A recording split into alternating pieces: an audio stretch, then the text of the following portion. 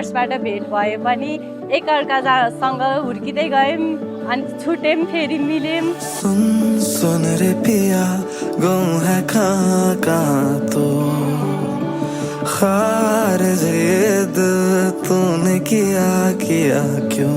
सधैँ म आश गर्छु कि हजुरले मलाई सधैँ मैले केही मिस्टेक गरे पनि सधैँ साथ दिनुहुनेछ, सपोर्ट गर्नुहुनेछ, मलाई विश्वास पनि छ। सो त्यही हो, अझै हाम्रो सबै राम्रो होस्, हजुर र मेरो मात्रै होइन फ्यामिलीसँग पनि उस्तै राम्रो होस्। मेरे फलक के नूर नजारे भी तेरे कदमों के धूल से परे नहीं, मोहलत से इश्क का कर दे फना। सुन सावरिया कहाँ तू, तेरी रीत मैं समझ न पाऊं, तेरी प्रीत का सर खाली है बस घूम घूम घूम ताई। फाइनली है के लेखेको हुन्छ त्यही हुँदो रहेछ। एन्ड आइएम सो ह्याप्पी जोसँग मैले माया गरेँ उसैसँग म जीवन बिताउन जाँदैछु। त्यही हो। तर एउटा पार्ट चाहिँ जुन मेरो मम्मी हुनुहुँदैन, 2 इयर्स भयो मेरो मम्मीको डेथ भएको।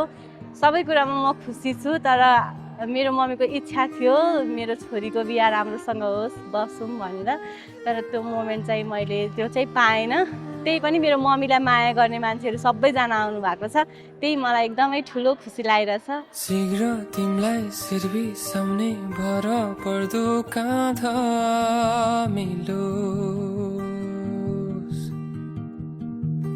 शीघ्र तिमीलाई सिर्बी साउने भर पर्दो काँधा मिलोस्, कथाहरूमा लेखे जस्तै जुनी नग्ने साता मिलोस्, मेरो यादलाई पर राख तिमी मस्तिष्कमा। भगवान विष्णु मङ्गलम गरुडध्वज मङ्गलम पुण्डरीकाक्ष मङ्गलाय तनोहरि। सदैवको लागि तिमीसँग बिदा माग्छु आज।